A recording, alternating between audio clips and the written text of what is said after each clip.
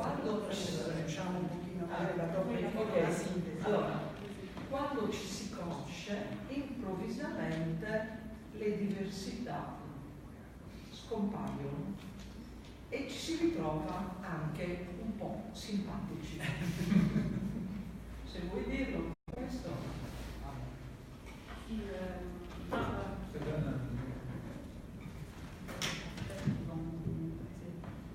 Madame Delsample vous remercie tous pour être ici, soit les étudiants SARD, qui évidemment les étudiants tunisiens, et le professeur Bakageri pour cet accord de collaboration qui nous permet, enfin, l'envisage qui donnera encore de collaboration. Et il dit que la connaissance, c'est un trait très important de ce projet, de ce type de projet, parce que quand on se connaît, immédiatement, on laisse tomber les différences et les diversités, on va dire, et on se trouve même sympa. La nostra università, nella sua missione, ha il fatto di di approfondire l'identità del territorio e del popolo sardo, ma per migliorare l'apertura verso gli altri popoli. Maggiore conoscenza, maggiore cultura di quello che eravamo, di quello che siamo, per aprirci verso tutti gli altri. È una delle missioni dell'Ateneo quello di essere inclusivi nei confronti di tutte le diversità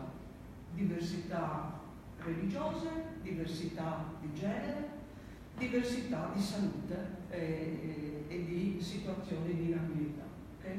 Per cui il fatto di conoscersi è fondamentale per diventare un pochino più amici, e per cui grazie per aver condiviso questa bella iniziativa. Ringrazio ovviamente la professoressa Manducchi, che su questo ha avuto la voglia di portare avanti un percorso del genere, la professoressa Carucci, che è il nostro prorettore all'internazionalizzazione, che vi racconterà cosa facciamo nel nostro Ateneo, e poi grazie a un uomo eccezionale, un uomo sì sardo, ma un uomo di tutte le terre e di tutti i paesi.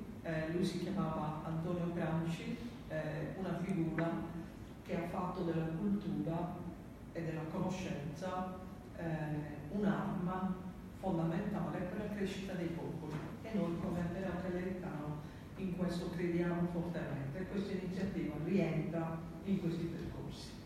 Okay?